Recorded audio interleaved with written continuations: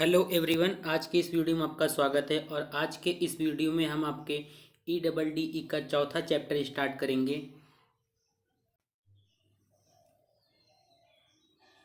चौथा चैप्टर है आपका estimation of internal wiring installation.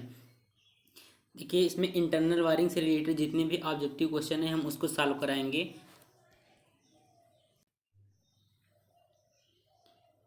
इस चैप्टर के ऑब्जेक्टिव क्वेश्चन को सॉल्व करने के लिए आपको ये चैप्टर बिल्कुल अच्छी तरीके से आना चाहिए, इंटरनल वायरिंग। तो अगर आपके कॉलेज में अच्छे से पढ़ाया गया है तो ठीक, नहीं तो आप यूट्यूब पे सर्च करके इन टॉपिक्स को पढ़ सकते हैं। बहुत से टीचर हैं, उन्होंने पढ़ाया है, तो हमने भी वहीं से पढ़ा है। क्योंकि हमारे भी कॉलेज में अच्छे से ये नहीं पढ़ाया गया था, इसलिए हमने यूट्यूब पर से ही इंटरनल वायरिंग चैप्टर को पढ़ा है। और अब आपके लिए हम ऑब्जेक्टिव क्वेश्चन लेके आए हैं। तो सबसे पहले आप इसकी थ्योरी अच्छे से समझ लीजिए। टाइम कम है इसलिए हम थ्योरी बिल्कुल भी नहीं बताएंगे, केवल ऑब्जेक्टिव क्वेश्चन सॉल्व कराएंगे। तो जो लोग थ्योरी पढ़े हैं वही लोग ऑब्जेक्टिव क्वेश्चन सॉल्व कर पाएंगे, या फिर आप बुक्स की सहायता से भी पढ़ सकते हैं। इस चैप्टर की थ्योरी समझने में आपको थोड़ा सा दिक्कत आ सकता है, क्योंकि आपने जो फोर्थ सेमेस्टर में आपका था ड्राइंग फर्स्ट था, आपने उसको नहीं पढ़ा है क्योंकि उसमें प्रमोट हो गए थे। तो कोई भी स्टूडेंट नहीं पढ़ा है, तो इसलिए ये चैप्टर आपके लिए थोड़ा सा हार्ड हो सकता है, क्योंकि उसमें बहुत सी बेसिक चीज़ें दी गई थी। तो आप बिना बेसिक चीज़ें पढ़े आप इंटरनल वायरिंग चैप्टर को नहीं पढ़ सकते हैं। तो आप अच्छा होगा कि फोर्थ सेमेस्टर का अगर बुक हो तो वहाँ से भी कंटेंट को खोज कर आप पढ़ सकते हैं। देखिए, इस चैप्टर को पढ़ने से पहले, इस चैप्टर का ऑब्जेक्टिव क्वेश्चन सॉल्व करने से पहले या फिर थ्योरी को समझने से पहले कुछ टॉपिक्स हैं जो आपको आना चाहिए। जैसे कि हो गया व्हाट इज एस्टिमेटिंग, एस्टिमेटिंग क्या होता है, इंटरनल वायरिंग क्या होता है, इसका डेफिनेशन क्या होता है। फिर what is means of electric installation, electric installation का मतलब क्या होता है। तो कुछ ऐसे क्वेश्चन हैं, अगर आप उन उसको पहले समझ लेते हैं, इसके बाद ऑब्जेक्टिव क्वेश्चन करेंगे तभी आपको समझ में आएगा, नहीं तो ऑब्जेक्टिव क्वेश्चन करने का कोई मतलब नहीं है। इसके लिए आपको general rules of wiring, wiring के जनरल रूल्स पता होने चाहिए। What is method of wiring, wiring के कितने मेथड होते हैं। फिर टाइप्स ऑफ वायरिंग, वायरिंग कितने प्रकार के होते हैं। तो अभी तक जिसने नहीं पढ़ा है इस चैप्टर को, तो आप यूट्यूब पर जाके सर्च कर लीजिए, वहाँ पे कई टीचर पढ़ाए हैं, वहाँ से आप जाके पढ़ लीजिए। और इसके बाद ऑब्जेक्टिव क्वेश्चन सॉल्व करने की कोशिश करिए, आप लोग कर लेंगे। इस चैप्टर का ऑब्जेक्टिव क्वेश्चन स्टार्ट करने से पहले कुछ पॉइंट्स आपको बता देते हैं कि वायरिंग जो होती है आपकी मुख्य रूप से चार प्रकार की होती है, और हर वायरिंग का अपना अलग अलग महत्व होता है। देखिए, पहला वायरिंग जो होता है आपका क्लीट वायरिंग हो गया, दूसरा है बैटन वायरिंग, नेक्स्ट है आपका केसिंग केपिंग वायरिंग, अगला है सरफेस कंड्यूट वायरिंग, और अंतिम है कंसील्ड कंड्यूट वायरिंग। तो थोड़ा सा थोड़ा इन सब के बारे में आपको बता देते हैं, इसके बाद हम एमसीक्यू स्टार्ट करते हैं। क्लीट वायरिंग देखते हैं। आप इस फिगर में क्लीट वायरिंग को देख सकते हैं। जो क्लीट वायरिंग होता है आपका एक टेम्प्रोरी इलेक्ट्रिक इंस्टॉलेशन के लिए प्रयोग किया जाता है। जो क्लीट वायरिंग होता है आपका टेम्प्रोरी इलेक्ट्रिक इंस्टॉलेशन के लिए प्रयोग किया जाता है।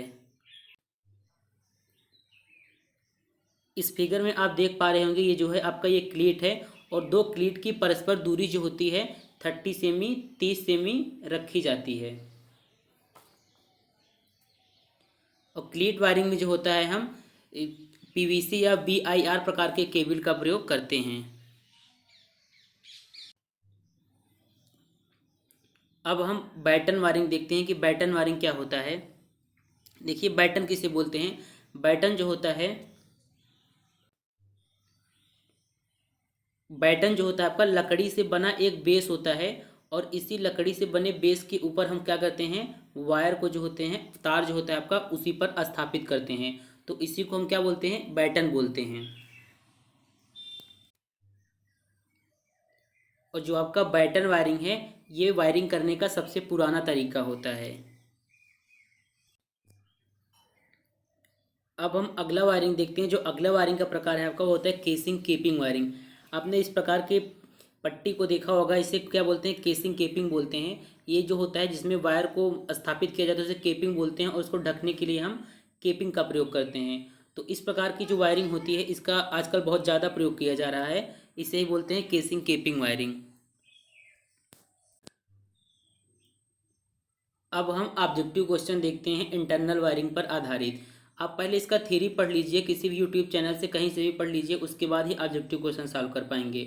और टाइम कम है इसलिए मैं थ्योरी का वीडियो नहीं बना सकता है, इसलिए केवल ऑब्जेक्टिव आपके लिए लेकर आए हैं।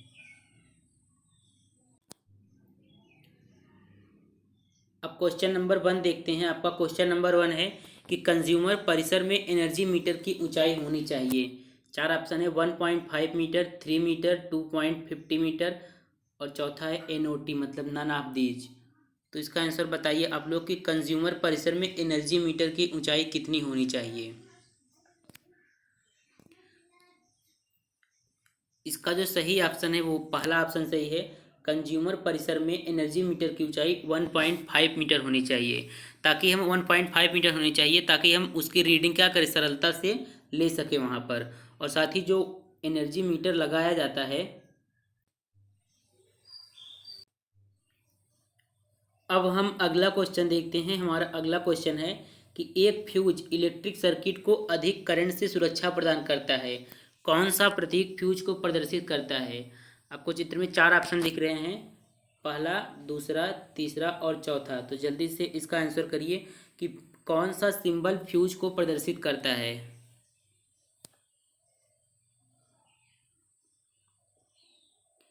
तो इसमें जो सही ऑप्शन है वो आपका बी ऑप्शन सही है। ये सिंबल जो है फ्यूज को प्रदर्शित करता है।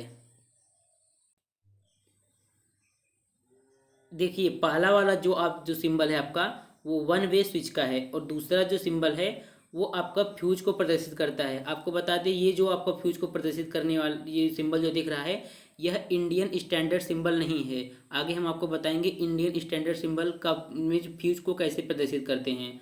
और ये जो है आपका ये डायोड का सिंबल है, और ये है आपका DC पोटेंशियल सेल का सिंबल है ये। और फ्यूज जो होता है आपका इलेक्ट्रिक सर्किट में इलेक्ट्रिक सर्किट में जो आपके कंपोनेंट लगे होते हैं उनको क्या करता है, ओवरलोड और शॉर्ट सर्किट से बचाता है। अब हम अगला क्वेश्चन देखते हैं। अगला क्वेश्चन है कि अर्थिंग हमें इलेक्ट्रिक शॉक से बचाता है, इसका प्रतीक क्या है। 4 ऑप्शन है इसके, पहला, दूसरा ऐसा, तीसरा ऐसा और चौथा ऐसा। तो जल्दी से इसका आंसर बताइए। बहुत ही इजी क्वेश्चन है कि अर्थिंग हमें इलेक्ट्रिक शॉक से बचाता है, तो इसका प्रतीक क्या है। तो इसमें से जो सही ऑप्शन है वो बी ऑप्शन सही है। अर्थिंग जो होता है, अर्थिंग या ग्राउंडिंग हमको इलेक्ट्रिक शॉक से बचाता है। तो इसमें जो सिंबल है आपका दूसरा सिंबल है, ये क्या है, इसमें वर्टिकल लाइन के साथ और कुछ हॉरिजेंटल लाइन नीचे हैं और वे रिड्यूस होते हुए दिख रहे हैं। तो इसमें जो ये बी वाला ऑप्शन सही है।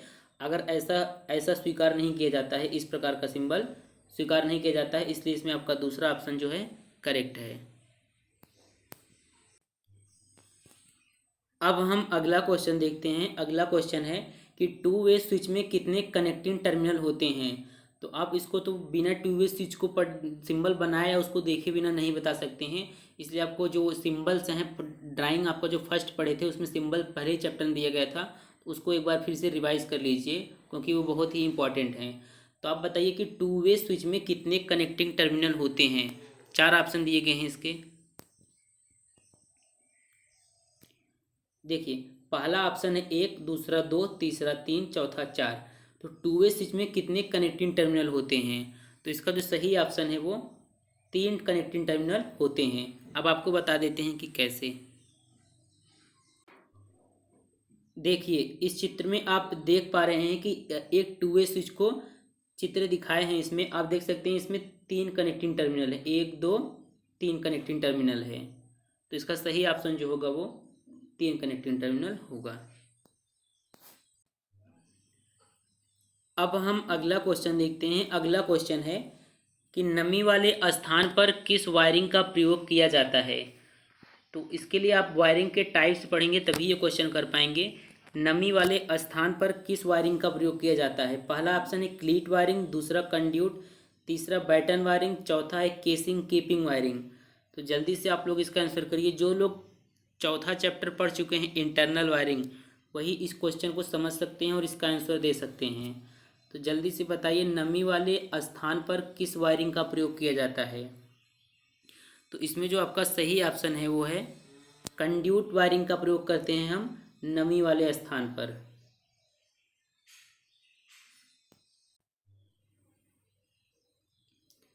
जैसे आपका हो गया कि पॉलीविनाइल क्लोराइड है तो एलटी कंडक्टर हो गया, तो उसके ऊपर बेसिक इंसुलेशन के रूप में हम पीवीसी का इस्तेमाल करते हैं। क्यों? क्योंकि पीवीसी का जो डाई इलेक्ट्रिक स्ट्रेंथ होता है बहुत अच्छा होता है और साथ ही इसका थर्मल और मैकेनिकल प्रॉपर्टी भी बहुत अच्छा होता है, इसलिए हम पीवीसी का प्रयोग करते हैं।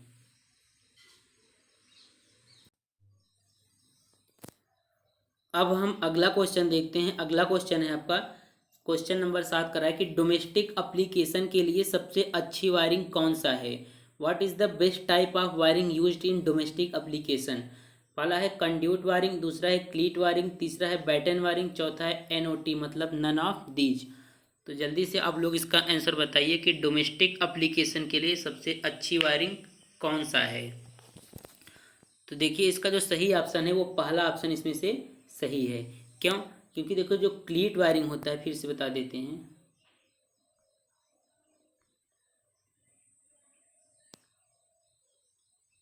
जो आपका क्लीट वायरिंग होता है वो टेम्प्रोरी इलेक्ट्रिक इंस्टॉलेशन की वायरिंग के लिए प्रयोग करते हैं। इसमें क्या होता है, जिसमें पोर्सिलिन की क्लीट होती है, इसके पोर्सिलिन की क्लीट के ऊपर वायर को लेकर के टेम्परेरी वायरिंग की जाती है और सारा मटेरियल असेंबल करके दोबारा इस्तेमाल करते हैं। तो इस जो क्लीट वायरिंग होती है इसमें किसी भी प्रकार का प्रोटेक्शन नहीं होता है, इसलिए हम डेली रूटीन में इसका इस्तेमाल नहीं करते हैं। और जब का बैटन वायरिंग होता है, यह वायरिंग लकड़ी के बैटन के ऊपर की जाती है। जैसे लकड़ी का बैटन रहता है, इसके ऊपर क्या करते हैं, वायरिंग की जाती है और जो वायर रहता है उसको मतलब कि दृढ़ करने के लिए एक स्थान पे क्लिप का प्रयोग किया जाता है। तो इसमें जो आपका सही ऑप्शन होगा इसलिए आपका कंड्यूट वायरिंग होगा। कंड्यूट वायरिंग जो होता है डोमेस्टिक एप्लीकेशन के लिए सबसे बेस्ट वायरिंग होता है। अब हम अगला क्वेश्चन देखते हैं। अगला क्वेश्चन है question number 8, switch holder and socket are fixed on board. कहने का मतलब है कि इलेक्ट्रिक वायरिंग में स्विच, सॉकेट, होल्डर आदि को किस प्रकार के बोर्ड के ऊपर फिक्स किया जाता है।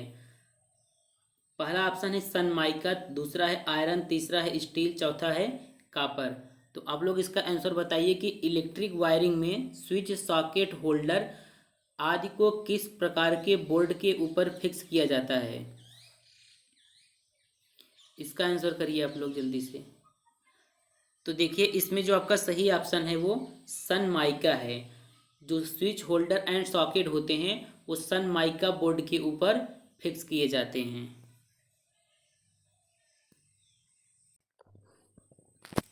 अब हम अगला क्वेश्चन देखते हैं। अगला क्वेश्चन है आपका what is the maximum number of lighting point that can be connected in a circuit.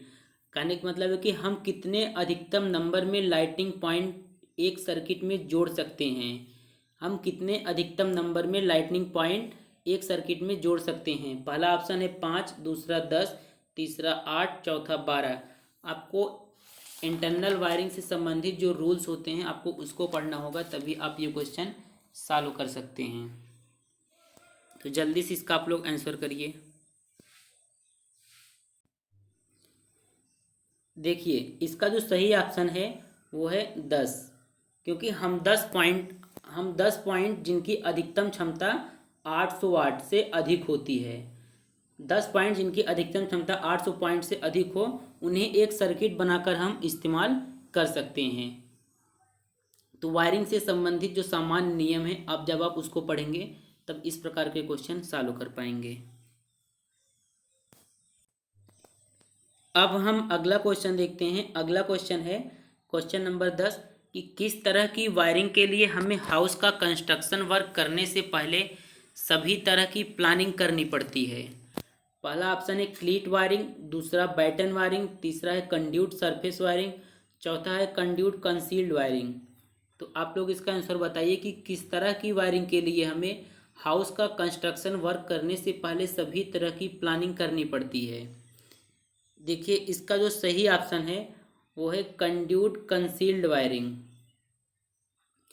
आपने देखा होगा कि कहीं पर जब हाउस का कंस्ट्रक्शन होता है तो वायरिंग वहाँ पे पहले से ही की जाती है तो वही है ये कंड्यूट कंसील्ड वायरिंग, वही होता है। तो इसको बता देते हैं इसमें और भी जो ऑप्शन है उसके बारे में। देखिए इस क्वेश्चन में आपका क्वेश्चन कर रहा है कि हाउस का कंस्ट्रक्शन करने से पहले ही हमें प्लानिंग करना पड़ता है। तो देखिए जो पहला ऑप्शन है इसमें क्लीट वायरिंग। अब क्लीट वायरिंग में तो हम एक बार वायरिंग होने के बाद इसमें मॉडिफाई नहीं कर सकते, तो इसमें आपका पहला ऑप्शन तो गलत है। और दूसरा जो उपरोक्त ये जो है आपके तीनों वायरिंग ए और ये तीनों, इस वायरिंग में हम एक बार अगर वायरिंग हो जाती है तो मॉडिफिकेशन और एक्स्ट्रा लाइटिंग इसमें नहीं कर सकते हैं, इसलिए इसमें आपका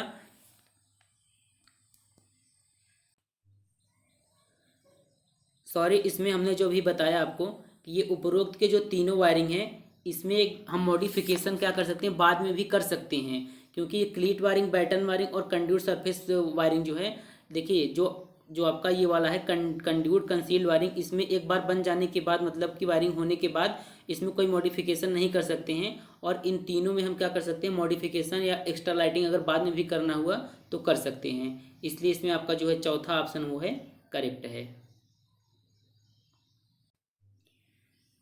अब हम नेक्स्ट क्वेश्चन देखते हैं। हमारा अगला क्वेश्चन है क्वेश्चन नंबर 11 कि NEC मतलब नेशनल इलेक्ट्रिसिटी कोड के अनुसार न्यूट्रल वायर के लिए किस वायर का इस्तेमाल करते हैं, किस रंग के वायर का इस्तेमाल करते हैं।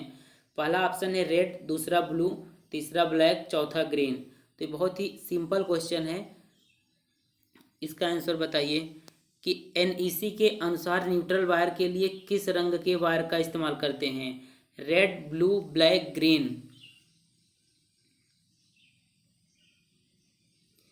देखिए इसका जो सही ऑप्शन है वो है ब्लैक, तीसरा ऑप्शन इसमें सही है। क्यों? क्योंकि देखिए फेज वायर के लिए तो हम RYB रेड, येलो, ब्लू का इस्तेमाल करते हैं, और न्यूट्रल के लिए हम ब्लैक का इस्तेमाल करते हैं, और जबकि हम अर्थिंग के लिए ग्रीन का इस्तेमाल करते हैं। ये आपको पॉइंट याद रखना है। आप इसका स्क्रीनशॉट ले सकते हैं। फेज वायर के लिए RYB, न्यूट्रल वायर के लिए ब्लैक और अर्थिंग के लिए ग्रीन। अब हम अगला क्वेश्चन देखते हैं। अगला क्वेश्चन है आपका क्वेश्चन नंबर 12 कि which among these is a method of wiring. Domestic wiring के कौन कौन मेथड हो सकते हैं। पहला ऑप्शन है जॉइंट बॉक्स और टी सिस्टम, दूसरा है लूप इन सिस्टम, तीसरा है बोथ ए एंड बी, चौथा है नन। जल्दी से इसका आंसर बताइए आप। अगर वायरिंग का मेथड आपने पढ़ा है तो इस क्वेश्चन को कर लेंगे कि डोमेस्टिक वायरिंग के कौन कौन मेथड हो सकते हैं, यही क्वेश्चन है। इसका आंसर 4 ऑप्शन दिए गए हैं। इसमें जो सही ऑप्शन है आपका, देखिए पहला ऑप्शन भी सही है, जॉइंट बॉक्स और टी सिस्टम का भी प्रयोग किया जाता है वायरिंग के लिए, और लूप इन सिस्टम का भी। तो इसमें जो आपका सही ऑप्शन हो जाता है ए और बी, दोनों राइट ऑप्शन हैं।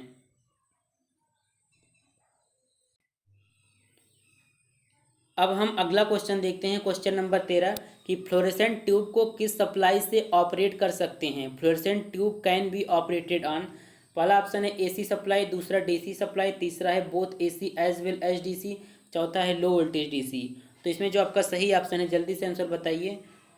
इसमें सही ऑप्शन है आपका AC वनली, क्योंकि इस लैंप में जो होता है चोक का इस्तेमाल किया जाता है, और आपका चोक जो होता है वो DC सप्लाई पर ऑपरेट नहीं होता है, चोक केवल AC सप्लाई पर ऑपरेट होता है, इसलिए आपको फ्लोरेसेंट ट्यूब जो होता है केवल AC सप्लाई पर ऑपरेट होता है।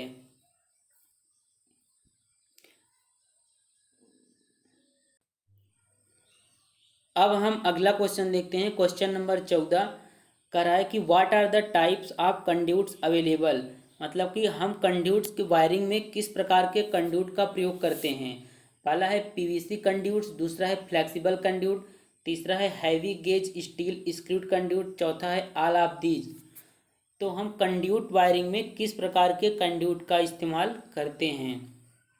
इसका सही ऑप्शन है चौथा ऑप्शन सही है इसमें, क्योंकि कंड्यूट वायरिंग में हम PVC कंड्यूट का, flexible conduit, heavy gauge steel screwed conduit का भी प्रयोग करते हैं, इसलिए इसमें चौथा ऑप्शन आपका करेक्ट है। अब हम अगला क्वेश्चन देखते हैं क्वेश्चन नंबर 15 है कि इंटरनल वायरिंग में किस प्रकार के फ्यूज प्रयोग किए जाते हैं। इंटरनल वायरिंग में किस प्रकार के फ्यूज प्रयोग किए जाते हैं? पहला ऑप्शन है रिवायरेबल फ्यूज, दूसरा है किटकैट फ्यूज, तीसरा है ए और बी दोनों, चौथा है NOT मतलब नन ऑफ दीज। तो आप बताइए इंटरनल वायरिंग में किस प्रकार का फ्यूज प्रयोग किया जाता है? और इंटरनल वायरिंग में हम फ्यूज इसलिए प्रयोग करते हैं ताकि ओवरलोड और शॉर्ट सर्किट से सुरक्षा हो सके। तो इसमें जो आपका सही ऑप्शन है ए और बी दोनों करेक्ट है। इंटरनल वायरिंग में रिवायरेबल फ्यूज और किटकैट फ्यूज का प्रयोग किया जाता है। अब हम अगला क्वेश्चन देखते हैं। अगला क्वेश्चन है क्वेश्चन नंबर 16 कि how many power points can be allowed in one circuit. कहने का मतलब है कि अगर हम कोई पावर पॉइंट का सर्किट बना रहे हैं तो उसमें मैक्सिमम कितने पावर पॉइंट ले सकते हैं। फिर से क्वेश्चन रिपीट करते हैं कि how many power points can be allowed in one circuit, मतलब एक सर्किट में हम कितने पावर पॉइंट्स ले सकते हैं अगर हम पावर पॉइंट से संबंधित कोई सर्किट बना रहे हैं। तो पहला ऑप्शन है 4, दूसरा है 3, तीसरा है 2, चौथा है 1। तो इसका आंसर आप बताइए जल्दी से।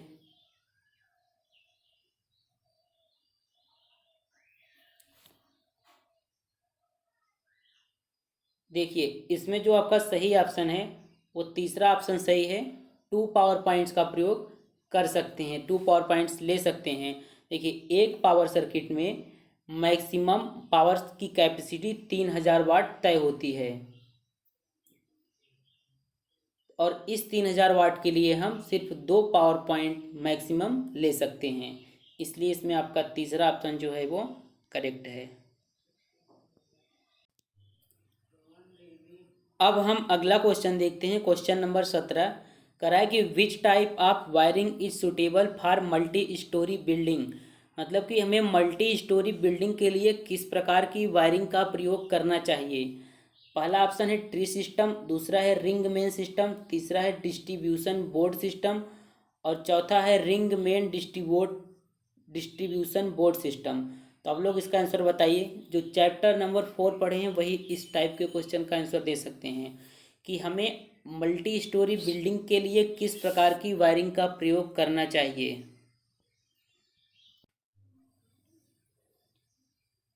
इसमें आपका तीसरा ऑप्शन जो है करेक्ट है।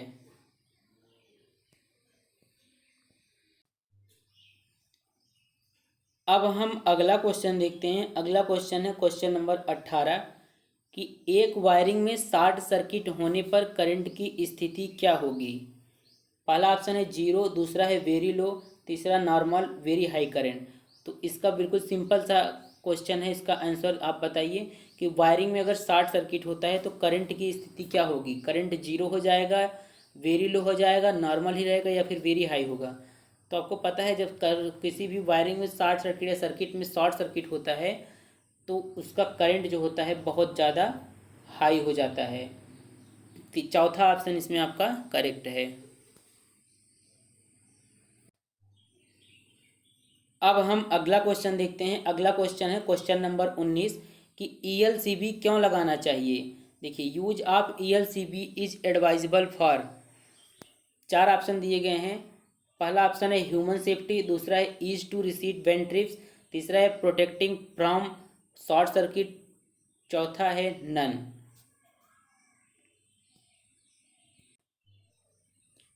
देखिए इसमें जो आपका सही आंसर है वो है ह्यूमन सेफ्टी। ELCB का मतलब होता है अर्थ लीकेज सर्किट ब्रेकर।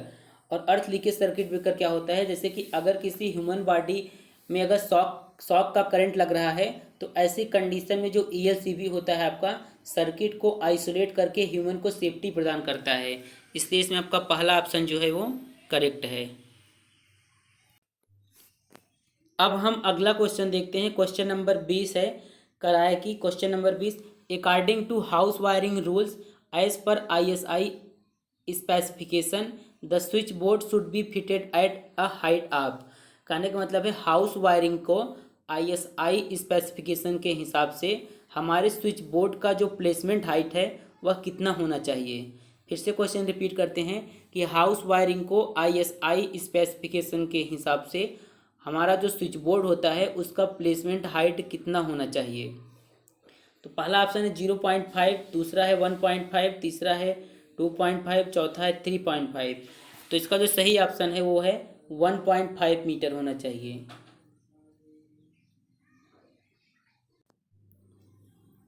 अब हम अगला क्वेश्चन देखते हैं। अगला क्वेश्चन है कि इंटरनल वायरिंग में वायर या केबल को कवर करने के लिए किस इंसुलेशन का सबसे अधिक प्रयोग होता है।